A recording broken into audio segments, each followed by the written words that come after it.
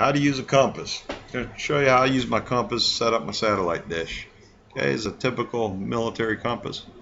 The most important thing you have to know on a compass is where your north heading should be. And that little white line there shows me where I need to move my compass so I get an accurate reading. And I need to line up the line on the end of my needle with that line to get an accurate reading and an accurate azimuth position off this compass. And the other important thing is you got to know where you're doing it at. If you're in a bad area, like I could tell you right now, this compass is pointing west. It's not pointing north.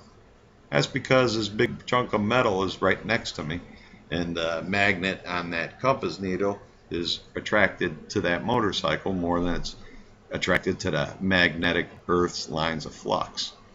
Okay, so make sure you're in a good area, not a bunch of iron around where you're standing or electronic equipment. Now there's the way I want my compass set. So those lines are perfectly lined up. Now I know which direction 240 is, but that's the important part, is you got to make sure those are lined up perfectly in order to get accurate readings. And that sets me up for my 240 degrees. On this compass we have the red digits on the inside. Those are your degrees that you want to use.